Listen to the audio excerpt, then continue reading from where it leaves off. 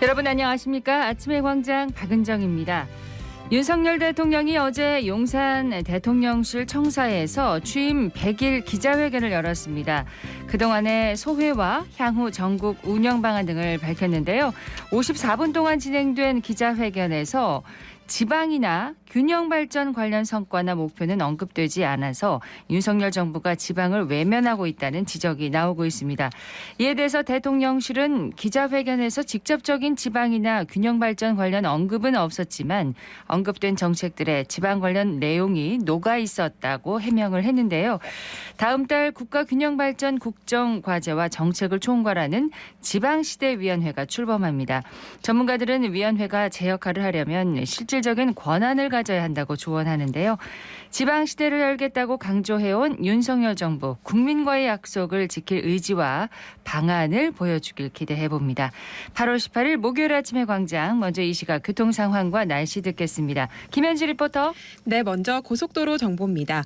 경부고속도로 서울 방향 경주 부근 66km 지점에서 경주 67km 지점 갓길에서 비탈면 보수 작업 시작됐습니다. 구간 특별한 정체는 보이지 않고요. 중앙고속도로 춘천 방향 다부터널 일대 지체되고 있습니다. 이후로 남안동 부근에서 안동휴게소 부근 1차로에서 중분대 개량 작업 진행되고 있습니다. 차선 변경에 신경 쓰시기 바랍니다. 계속해서 시내도로 정보입니다. 앞산순환도로 상동교 방향 효명초등학교 맞은편 가장자리 차로에서 승용차 간 추돌 사고 발생했습니다. 지금 3차로에 사고 차량 정차 중이고 견인차 도착해서 견인 작업하고 있는데요. 현충고가 차도에서 앞산 고가교 상동교로 이어지는 구간 정체 심한 상황입니다. 공항로 불로삼거리에서 공항내거리 방향은 공항내거리 횡단보도에서 승용차 사고 있었습니다. 사고 차량 서 있으니까요. 주의해서 지나시기 바랍니다. 도시고속도로 서대군 아들목 방향은 월성동 합류 지점부터 차간거리 바짝 당겨 지나고 있습니다. 이어서 날씨 정보입니다. 오늘은 대체로 흐리다가 차차 맑아지겠습니다. 아침엔 곳곳에 짙은 안개가 끼겠는데요. 안전에 각별히 유의하시기 바랍니다. 어젯밤 많은 양의 소나기가 내려서 놀라셨을 텐데요. 오늘도 비 소식 있습니다. 오후에 경북 북동 내륙과 산지를 중심으로 5에서 40mm의 소나기가 내리겠습니다. 낮 최고 기온은 27도에서 31도 분포를 보이겠습니다. 현재 기온은 25.1도, 습도는 92%입니다. 지금까지 김현지였습니다. 지역 시사정보 프로그램의 중심, KBS 대구 제일라디오 아침의 광장을 듣고 계십니다. 목요일 아침의 광장입니다. 8시 33분 지났습니다. 자, 오늘 아침 지역의 주요 뉴스부터 살펴보겠습니다. 뉴스민의 천용길 기자, 영남일보 최미애 기자 함께합니다. 두 분 어서 오십시오. 네, 안녕하십니까. 네, 첫 소식은 뭔가요? 네, 이 대구 치수원 문제가 날이 갈수록 새로운 상황이 계속 벌어지고 있는데요. 어제는 대구시가 이 구미 해평치수장 공동 이용을 골자로 한 이 맑은 물 나눔과 상생발전 협정의 해지를 협정 체결 기간에 모두 통보했습니다. 해지하겠다. 네, 예. 올해 4월에 체결한 협정에서는 이 국무조정실 그리고 환경부, 경상북도 구미시, 한국수자원공사, 대구시를 제외한 이 체결 5개 기관에 이 구미시장의 상생협정 파기를 사유로 협정 해지 공문을 발송했습니다. 네. 대구시는 이 협정 해지 사유로 이 구미시장이 지방선거 후보 당시 상생협정을 반대해왔던 점, 상생협정의 요건 미비 및 무효 주장, 또 해평치수장이 아닌 타 치수장 협의 요구 등을 들어서 더 이상 협정 이행이 어렵다고 판단했다라고 하는 설명인데요. 예. 이 협정서 제6조에는 각 기관이 합당한 이유 없이 세부 사항을 이행하지 않을 경우 기관 간 협의를 거쳐서 협정을 해지할 수 있다는 규정이 있었습니다. 이와 더불어서 구미시와 협정이 무산된 만큼 구미 오산단 유치업종의 이 변경 및 확대에 따른 이 동의 여부에 대해서도 신중하게 접근하겠다라고 하는 입장을 밝혔습니다. 예. 이 구미시와 이렇게 협약을 체결했던 것을 이 해지 통보한 만큼 이 협정의 한 주체였던 이 경상북도에서도 입장문이 나왔는데요. 이철우 경북도의사는 이 치수원 다변화 문제는 이 주민들의 삶에 직접적인 영향을 미치는 만큼 이 주민 의견 수렴이 가장 중요하다. 네. 이 시간이 걸리더라도 이 공론화 과정을 차근차근 거치겠다. 그러면서 대구 경북 협의체를 꾸려 나가겠다라고 밝혔는데 이게 대구 경북 협의체가 이 구미시와의 협정인지 또 대구시가 추진하고 있는 안동시와의 이 물 이용 문제인지 네. 질문을 했을 때는 뭐 둘 다 이 경상북도이기 때문에 의견 수렴 과정에서 이 구미와 안동 따로 떼어놓지 않고 이 정부와 함께 좀 협의를 하겠다라는 네. 입장을 밝혔습니다. 대구 경북 협의체. 그러니까 이게 어느 지역인 건지는 아직 명시를 하지 않았고. 그렇습니다. 이 뭐 예. 구미 안동을 따로 떼어놓지 않고 대구와 경북이 이 대구 취소 문제를 위해서 같이 좀 논의하는 TF를 꾸리겠다라고 네. 하는 입장만 밝혔습니다. 다음 소식 듣겠습니다. 네, 대구시가 신청사 건립기금과 관련된 청사 건립기금 설치 및 운영 조례 폐지 조례안 입법 예고를 앞두고 있는데요. 이와 관련해 달서구의회 의원들이 연일 단체 행동에 나서기로 했습니다. 달서구의회는 오늘 임시회를 열고 신청사 기금 폐지 반대 결의문을 채택할 예정인데요. 결의문에는 신청사 건립을 위한 연차별 예산 마련 방안, 장기별 건립 로드맵, 신청사 주변 지역 발전 계획, 민관 협의체 구성, 2026년 준공 약속 등을 요구하는 내용이 담기게 됩니다. 네. 대구시는 신청사 건립을 위해 그동안 모아왔던 기금을 일반 회계로 편입하고 동인동 청사 매각 대금으로 신청사 건립 자금을 충당하겠다는 계획을 지난 11일 밝혔는데요. 이에 대해 이영애 대구시의회 부의장이 신청사 건립 추진 의지를 의심케 한다고 지적했고 달서구 의원들도 기금 폐지에 따른 장기별 로드맵을 우선 마련해야 한다고 목소리를 높이기로 했습니다. 달서구의회가 그러면 앞으로 어떤 움직임을 보일까요? 네, 또 19일에는 중구 동인동 시청사 앞에서 주민협의체 구성원 30에서 40명 정도와 함께 기금 폐지 반대 집회를 열고 홍준표 대구시장과의 면담도 요청하기로 했습니다. 구의회는 동인동 청사 매각 과정에 따라 신청사 건립도 연기될 가능성이 있기 때문에 달서구 주민과 함께하는 민관 협의체를 구성해 건립 과정을 투명하게 공개해야 한다고 촉구할 계획인데요. 예. 이에 대해 대구시는 신청사 건립은 계획대로 추진한다는 입장을 재차 밝혔습니다. 네. 한동안은 좀 마찰이 있겠네요. 맞습니다. 예. 소식을 하나 더 들을까요? 네, 지금 뭐 영화 한산이 뭐 흥행을 하고 있는 만큼 각 지자체들도 이순신과 관련된 마케팅에 열을 올리고 있는데요. 그렇습니까? 네, 이 경북 예천군이 정유재란 때 옥에 갇혔던 이순신을 구명하고자 올렸던 야포 정탁의 상소문 농구 이순신차 이 초고본이 엮인 이 선현유적을 국가보물 지정을 추진하기로 했습니다. 상소문이요? 네, 이 야포 정탁은 예천 용궁면 하궁곡에서 태어난 우의정을 지낸 인물인데요. 이 예천박물관에 따르면 해당 책은 표지에 선현유적이라고 기록된 한 책짜리 이 필사본입니다. 이 책에는 이순신 장군이 1597년에 체포돼서 이 고문을 당하자 우의정이던 이 야포 정탁이 이순신을 구명하기 위해 직접 작성한 이 상소문 초고본이 수록돼 있습니다. 내용이 궁금해요. 네, 이 내용을 보면 이순신의 죄는 사형을 벗어날 수 없을 만큼 극히 엄중한 것이지만 또다시 고문을 한다면 산다는 것을 보장하기 어려우니 고문을 감해 목숨을 걸고 공을 세울 수 있도록 하자. 이런 내용이 담겨져 있습니다. 뭐 이에 따라서 이순신 장군이 다시 정유재란 때 수군에 복귀하면서 이 전쟁을 치르고 또 승리를 거두게 됐는데요. 아주 뭐 큰 역할을 했네요. 이 상소문이. 그렇습니다. 아주 예. 큰 역할을 했습니다.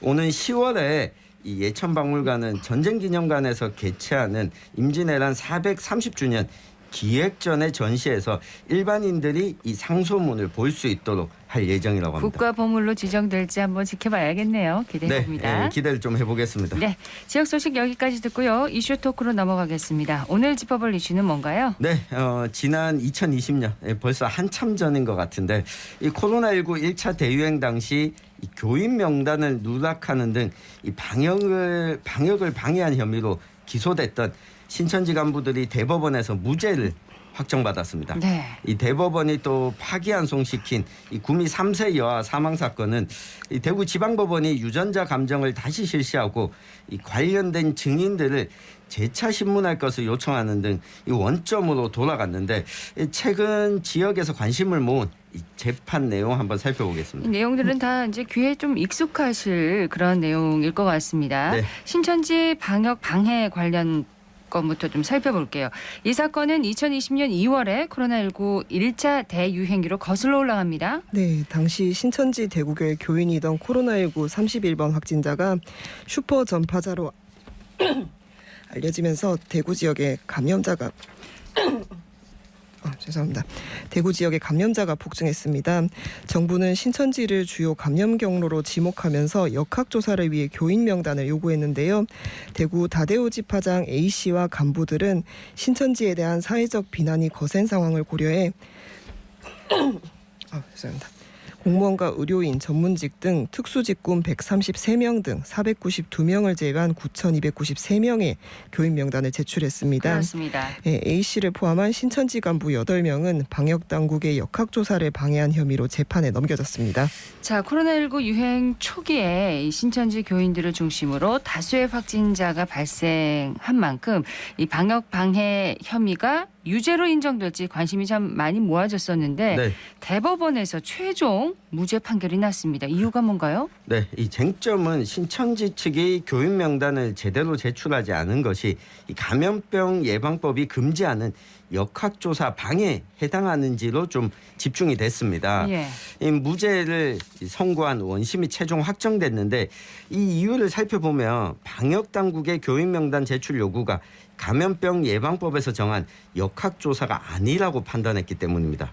이 법에 따른 역학조사는 이 감염병 환자의 발생 규모 파악과 이 감염원의 추적 또 예방접종 후에 이상 반응 원인 규명 등에 대한 활동이고 이 환자의 인적 사항과 발병일, 장소, 감염 원인 등과 관련된 사항을 내용으로 하고 있기 때문에 네. 이 당시 신천지 측에 요구했던 명단과 시설 등은 역학조사 내용에 해당하지 않는다는 것입니다. 이 방역당국이 역학조사를 위한 자료 요청이라고 신천지에게 보낸 공문에서 이걸 밝힌 만큼 네. 명단 제출 요구는 역학조사 전에 사전 준비 행위라고 보는 게 타당하다. 이렇게 재판부는 밝혔습니다. 자료를 요청한 거니까요. 그렇습니다. 또 감염병 예방법 제18조를 보면 정당한 사유 없이 역학조사를 거부, 이 방해, 회피하는 행위 등에 대해서는 안 된다고 규정하고 있는데 네. 이 신천지 교인 전체가 감염자는 아니기 때문에 이 전체가 역학조사 대상으로는 볼 수 없다. 이런 설명도 했습니다. 또 생사 확인이 안 되거나 연락처가 없는 교인 또 명단 제출에 항의하거나 이 핍박받을 우려가 있는 교인은 일단 명단에서 이 보류하고 추후에 제출하려고 했을 가능성도 있다면서 명단 누락에 대해서도 고의적으로 그런 것은 아니다. 이 재판부는 봤습니다. 고의성을 인정하지 않은 건데 네. 하지만 이 명단 제출이 이제 지연되고 또 잘못 이렇게 제출되면서 방역에 혼선이 있었던 건 이건 사실이잖아요. 네, 맞습니다. 대법원은 방역당국의 교인 명단 제출 요구가 역학조사에는 해당하지 않지만 감염병 예방법상 정보 제공 요청에는 해당할 여지가 있다고 봤는데요. 그러나 이 요청을 이행하지 않았을 때 적용할 수 있는 처벌 규정이 이 사건이 발생한 뒤 2020년 9월 개정돼 소급 적용을 할 수는 없다고 봤습니다. 네. 법률이 없으면 범죄도 없고 형벌도 없다라는 법원이 있는데요. 사회적으로 지탄받을 만한 어떤 일에 대해 법적으로 처벌을 받아야 한다라고 다들 생각하실 겁니다. 그렇죠. 하지만 법리적으로 봤을 때는 어떤 행위를 처벌하기 위해서는 미리 법률에 규정되어 있어야 한다는 뜻입니다. 자, 위계 공무집행 방해 혐의도 역시 무죄로 결론이 났습니다. 네, 위계 공무집행 방해 혐의라고 하면 이 방역 당국을 적극적으로 좀 기망해서 부실한 자료를 꾸며서 이 공무집행을 방해했다라고 하는 혐의인데 그것은 또 아니라고 봤습니다. 네. 이 신천지 대우교회의 경우에 이 보건소 실무자와 자주 또 통화를 하면서 명단 누락 대상에 대해서도 수시로 좀 협의를 했고 이 추후 명단을 좀 보완하면서 이 방역 업무가 이 정상적으로 가동됐던 점 등을 네. 이 고려했다고 이 재판부는 봤습니다. 자, 그리고 같은 시기에 이제 신천지 간부들과 공모해서 방역 당국의 신천지 신도 명단과 집회 장소를 축소 보건 혐의로 기소됐던 이만희 총회장도 무죄를 확정받았는데 이것도 그러면 앞서 신천지 간부들이 무죄를 받은 이유와 같은 건가요? 네, 맞습니다. 방역당국의 신천지 전체 시설 현황 및 교인 명단 자료 제출 요구가 역학조사에 해당되지 않는다는 이유인데요. 다만 이 총회장의 교회 자금 횡령 등 혐의에 대해서는 징역 3년에 집행유예 5년이 확정됐습니다. 이 총회장은 신천지 연수원인 평화의 공전을 신축하는 과정에서 교회 자금 등 50여억 원을 횡령한 혐의와 2015년부터 2019년까지 지방자치단체 승인 없이 공공시설에서 종교 행사를 연 혐의 등을 받았습니다. 근데 지금 대구시가 신천지 대구교회를 상대로 1,000억 원대 손해배상 민사소송을 지금 진행 중이잖아요. 네. 그럼 이번 판결이 그 소송에도 어떤 영향을 미칠까요? 네, 분명 영향을 미칠 수밖에 없는데요. 이게 형사재판과 민사 사건이 같이 진행 중이면 앞선 재판 결과에 따라서 일정 부분 또 영향을 받거든요. 네. 이 신천지 측이 거짓 자료를 제출해서 방역을 방해했고 지역사회 감염을 확산시켰다. 이 원인 제공자이기 때문에 이 구상권을 1,000억 원 배상하라는 소송을 청구하게 됐는데 네. 지난 7일에 첫 소송 첫 변론기일이 열렸는데 이 대구시 변호인단 쪽에서는 신천지 측의 화해 공고 요청을 거부했습니다. 아, 거부했나요? 오는 10월에 다시 변론기일을 잡고 재판이 속행될 예정인데 이 법조계에서는 제대로 된 명단을 제출하지 않았다는 것 자체는 사실로 인정됐음에도 이게 처벌 규정이 없어서 무죄가 나온 것이었다. 네. 그렇기 때문에 좀 민사소송에서는 다를 수 있다라고 하는 건데요. 이 대구시 변호인단은 범죄는 아니더라도 이 방역에 지장이 초래됐다면 이 손해배상 책임을 물어야 한다. 이런 논리를 펼 것으로 보입니다. 예. 자, 민사소송 결과도 이제 관심이 모아질 것으로 생각이 되는데 네. 이어서 구미 3세 여아 사망 사건에 대한 법원의 판결 내용을 좀 살펴볼까요? 네, 대법원이 최근 구미 3세 여아 사망 사건의 친모 성모 씨에게 내려진 징역 8년형 판결을 파기한 가운데 11일 대구 지방법원에서 파기환송심 첫 공판이 열렸습니다. 석 씨가 아이 출산 바꿔치기 의혹을 모두 부인하고 있고 대법원도 추가 심리를 통해 의문점이 해소되어야 한다고 파기환송 취지를 밝혔는데요. 이에 재판부는 석 씨가 그 시기 실제 출산을 했는지 그리고 아이를 바꿔치기 할 만한 동기가 있었는지 범행에 다른 증거가 있는지 등을 확인하는 데 집중할 계획입니다. 예. 그러나 재판부마저 이 사건을 미스터리하다고 표현했었는데요.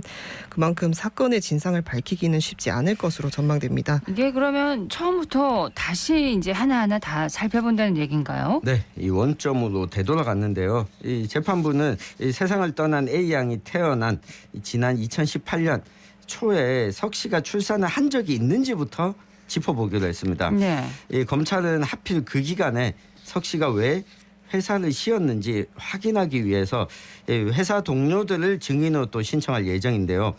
유전자 검사도 다시 또 실시하기로 했습니다. 이미 수차례 유전자 검사를 진행하면서 석 씨와 A 양이 친자 관계임이 확인됐지만 이 석 씨가 결과를 계속 부인하고 있기 그렇죠. 때문입니다. 네, 재판부는 또 유전자 검사 시에 석 씨뿐 아니라 당초 A 양의 엄마로 알려졌던 둘째 딸 B 씨와 또 큰딸까지도 이 검사를 함께 진행하기로 했거든요. 네. 아이 바꿔치기가 이루어졌다고 추측되는 이 장소인 산부인과 역시 이 관리를 어떻게 했는지까지 이 꼼꼼히 처음부터 다시 따져볼 계획입니다. 얘기를 들어보니까 이제 형을 확정하기에는 증거가 부족하다는 얘기가 되는 거네요. 네, 법조계에선 대법원에서 파기환송하라는 이유가 증거를 보완하라는 의미로 해석하고 있습니다. 법적 판단에선 객관적인 증거가 중요한데요. 전문가들은 석 씨가 딸을 유기하고 바꿔치기 했다는 증거가 없는 한 미성년자 약취 혐의는 무죄가 돼 형량은 줄어들 수 없을 것이라고 전망하고 있습니다. 그래서 아이가 석 씨의 딸이 맞는지보다는 바뀐 아이가 어디로 갔느냐가 더 크고 중요한 문제라고도 지적하고 있습니다. 네. 다음 공판 기일은 그럼 언제가 되는 건가요? 네, 오늘 23일로 예정돼 있는데요. 만약 이날 재판이 길어지면 이 불구속 상태로 또 재판해야 할 수도 있다면서 이 재판을 좀 속도감 있게 진행하자 이런 네. 제안을 하기도 했습니다. 앞으로 재판이 또 어떻게 진행될지 주의 깊게 지켜봐야겠습니다. 뉴스민의 천영길 기자, 영남일보 최미애 기자였습니다. 두 분 고맙습니다. 고맙습니다. 감사합니다.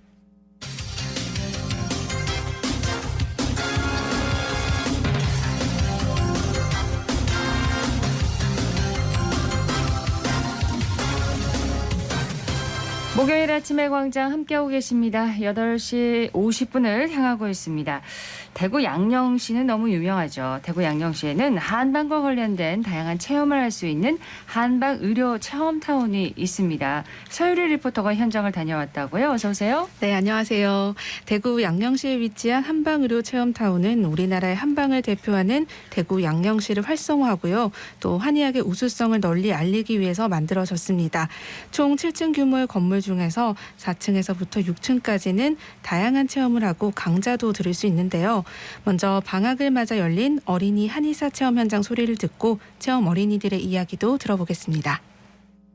우리 첫 번째, 소화가 잘 안 될 때가 많죠. 그때 사용하는 혈자리가 합곡이라는 혈자리예요. 다들 한번 만져볼까요? 엄지랑 검지 사이 여기요. 그렇지, 거기 맞아요. 여기를 꾹꾹 눌러주면 돼요. 우리 소화가 안 되거나 우리 부모님이 소화가 안 된다고 할 때 한 번씩 이렇게 눌러드려요. 요게 뜸이에요, 뜸. 우리 배 아플 때 배에 따뜻한 거 올려놓고 있으면 좀 낫죠? 네. 그거랑 비슷한 거예요. 몸에 따뜻한 자극을 줘서 몸이 치료가 잘 되도록 도와주는 건데 요즘은 이렇게 전자뜸을 많이 사용해요. 저는 장은총입니다. 오늘 여러 가지 막 침도 놓고 여기 혈자리 소화 안 될 때 하는 거, 머리 아플 때 하는 거 이런 거 다 배워봤잖아요. 그중에서 좀 재밌었던 거나 기억에 남는 거 있어요? 네, 있습니다. 뜸이 따뜻해서 좋았습니다. 저는 김가은입니다. 어떤 게 제일 재밌었어요? 손에다 침 붙이는 내 손에다 붙였어요. 아플 줄 알았는데 하나도 안 아팠어요. 이거 신기해 처음 알게 됐어 하는 거 있어요? 인형에다가 침 붙이는 어디에다가 침 붙여봤어요? 손이랑 무릎이랑 머리랑 팔.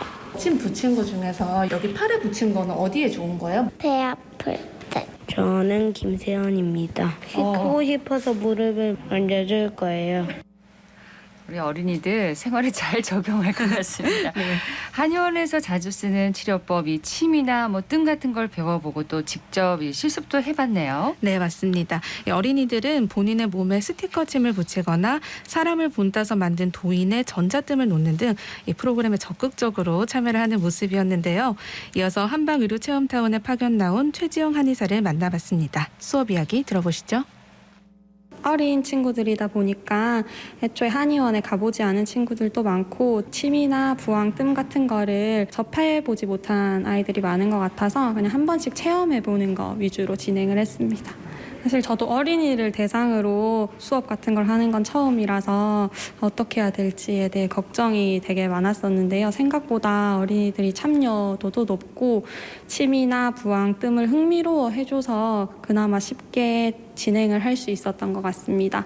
스티커 침이나 침 같은 거를 무서워서 잘 안 할 줄 알았는데 생각보다 몸에도 잘 붙여보고 체험도 잘 하는 걸 보니까 안심이 됐었던 것 같습니다. 침이나 부항 같은 게 실제로 이제 날카롭기도 하고 부항은 아이들은 피부가 약하다 보니까 조금 더 쉽게 피부 반응이 올 수 있어서 안전을 제일 유념했던 것 같습니다. 침이랑 부항, 뜸 같은 경우는 한의원에 방문하게 되면 가장 기본적으로 사용하는 치료 방법인데요. 이거를 아이들한테 어떻게 설명을 해야 하느냐 고민을 되게 많이 했는데 우리 많이 움직이거나 했을 때 보통 근육이 뭉치니까 그거를 마사지나 안마로 풀어주는 것처럼 침이나 뜸, 부항으로 풀어주는 거다라는 방식으로 간단하게만 설명했습니다.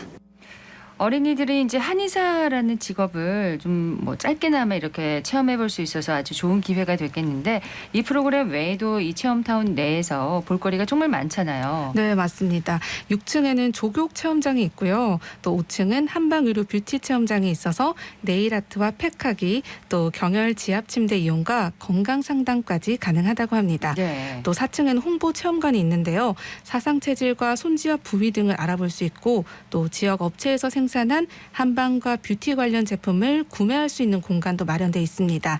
이 중 저는 4층에서 사상 체질을 알아봤는데요. 체험 소리와 함께 방문객의 이야기 들어봅니다. 당신의 체질은 태음인입니다. 제가 태음인이라고 하네요. 체질 운동. 온몸이 젖을 정도로 땀이 나야 혈액순환, 체지방 분해에 좋으므로 운동량이 많고 심혈관 계통 강화에 좋은 농구, 축구, 배드민턴 등이 좋겠습니다. 퀴즈도 풀 수 있네요. 다음 중 태음인이 유의해야 할 질환으로 맞는 것은? 이라고 했는데 제가 아까 보니까 심장 질환을 유의해야 한다고 하더라고요. 한번 클릭해 볼게요.